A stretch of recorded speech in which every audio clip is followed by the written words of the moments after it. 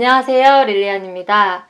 네, 오늘은 이제 항암을 하다 보면 약으로 인한 독소가 이제 몸에 많이 쌓이게 되잖아요. 그래서 그 독소 빼는 법에 대해서 얘기를 좀 해볼게요.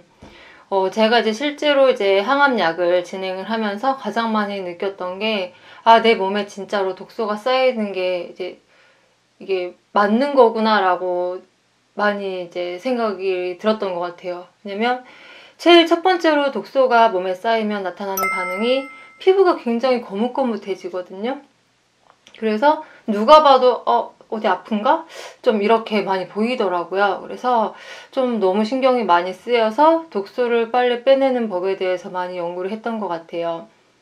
그래서 이 독소가 쌓이다 보이면 이게 간에 이제 무리가 가면서 피부가 거뭇해지는 거라고 하더라고요. 그래서 거뭇해지고 거칠어지기도 하고 또 심하면 두드러기 같은 것도 좀 올라왔었어요. 그래서 저는 한참 많이 올라왔을 때 등이나 몸이나 다 붉은 반점 올라오듯이 알러지처럼 그렇게 많이 올라와가지고 따로 이제 병원에 얘기를 할 정도였거든요. 그래서 따로 이제 약 처방도 받았었고 이렇게 클렌징하는 알코올 같은 거 처방을 해주시더라고요. 그래서 그런 걸로 치료를 좀 했었는데 가장 좋은 거는 일단 약으로 인한 독소가 몸에 쌓여서 그러한 현상이 일어난 거기 때문에 이 독소를 빨리 빼주는 게 최선의 방책이라고 생각이 들었어요. 그래서 오늘 말씀드리는 이제 독소 배출법은 솔직히 누구나 알고 있는 내용이실 수도 있고요. 또 환자가 아니더라도 평소에 우리 가족들이 함께 하시면 좋으실 것 같아서 좀 영상으로 남겨볼게요.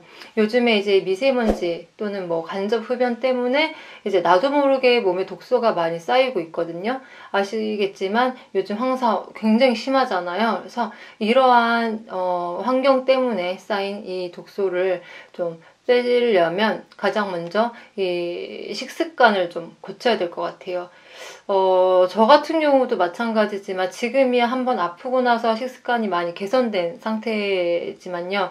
그 전까지만 해도 따로 뭐 과일 챙겨 먹고 채소 먹고 이런 거 별로 없었던 것 같아요. 하지만 정말 중요한 게 과일, 신선한 과일 많이 드셔야 되고 채소, 흐르는 물에 깨끗이 씻어가지고 꼭 섭취를 하셔야 이 독소 제거에 도움이 많이 된다고 해요. 또 그리고 특히나 좋은 독소 제거에 도움이 되는 이 음식이 미역이래요. 미역이랑 시금치, 토마토 이런 거 자주 드시는 게 좋은데 사실 저는 갑상선 수술을 했었잖아요. 그렇기 때문에 갑상선은 미역이 안 좋대요. 미역이 별로 좋지 않다고 해서 사실 미역은 많이 먹는 편은 아닌데 가끔씩 그래도 먹어주고 있어요. 그래서 미역 대신에 주로 시금치 나물 또는 이제 토마토 이런 걸 좀 즐겨 먹는데 중요한 건 신선하게 해서 먹어야 하는 게 가장 큰 포인트예요. 깨끗이 꼭 씻어서 드셔야 되고 두 번째로 꾸준한 운동과 물 섭취를 많이 하셔야 돼요. 운동은 우리 신진대사를 좀 활발하게 만들어주고 땀을 배출시켜주잖아요. 그래서 그 땀으로 노폐물을 다 빼주거든요.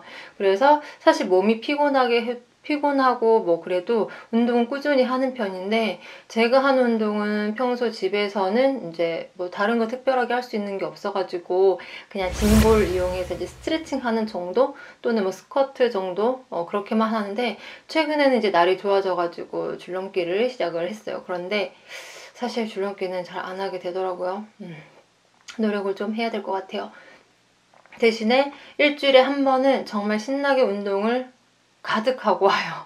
제가 정말 좋아하는 승마 운동을 이제 하러 가는데 일주일 동안 하지 못한 운동을 그 하루 종일 자연 속에서 힐링하면서 그렇게 운동도 하고 오는 건 정말 좋은 것 같아요. 어쨌든 본인에게 가장 맞는 운동을 찾아서 좀 하시면 되고요.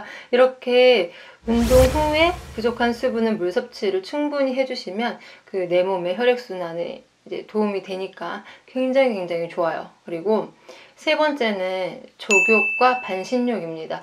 저는 이제 집을 이사를 해가지고요. 이제는 반신욕기가 생겼어요. 그전엔 없었거든요.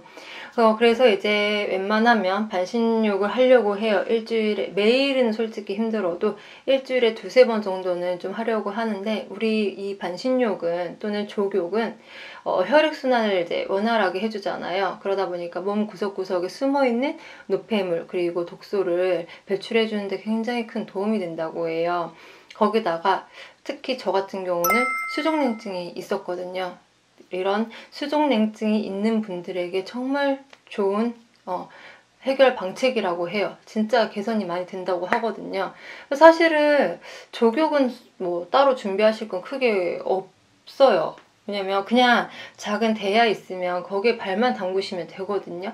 한 10분에서 15분 정도만 이렇게 담가 두셔도 충분히 땀도 나고 혈액이 도는데, 사실 그게 너무 귀찮으니까 안 하게 되는 게 맞는 것 같아요. 하지만 건강을 생각을 하면 반신욕이 힘들더라도 족욕이라도 이렇게 하시면 굉장히 좋을 것 같아요. 진짜 하루에 10분, 15분만 투자하셔가지고 이렇게 진행을 하시면 몸도 편해지고 건강하게 독소도 빠지고 이렇게 좀 도움이 좀 되실 것 같아요. 이렇게 세 가지 정도만 꾸준히 해줘도 간과 신장에 독소가 쌓이는 위험을 조금이라도 줄일 수 있을 것 같아요. 우리 몸에서 이제 정화조 역할을 하는 게 그런 장기가 이제 간이라고 들었거든요. 간에 독소가 쌓이면, 간에 무리가 가면 항암도 진행을 할 수가 없어요. 그래서 늘 항암 시작을 하기 전에 의사 선생님이 간 체크 늘 하시잖아요. 그게 그래서 간을 꼭 체크를 하는 게, 간을 유지하는 게 정말 중요한 것 같아요. 항암 치료의 기본은 정말 본인이 먹는 거 조심하고 관리를 해야 하는 것 같아요. 그래서 몸에 좋다는 거 뭐 남의 말만 듣고 하시지 마시고 진짜로 나를 위한 몸 관리 상태를 좀 체크를 하셔가지고 그렇게 건강하게 좀 유지를 하면서 이제 항암 중에 건강 관리를 좀 신경을 써야 될 것 같아요. 정말 요즘 이제 심한 미세먼지랑 뭐 공기 오염, 그런 이제 원치 않는 이제 간접 흡연 같은 걸로 인해 가지고 주변에서 이제 보이지 않는 나쁜 것들이 우리 몸에 많이 들어오고 있잖아요. 우리 건강은 스스로 지키는 게 정말 정답인 것 같아요. 모두 건강한 식습관과 생활 방식으로 오늘보다 내일 더 건강한 하루 되시길 바랍니다. 네, 감사합니다.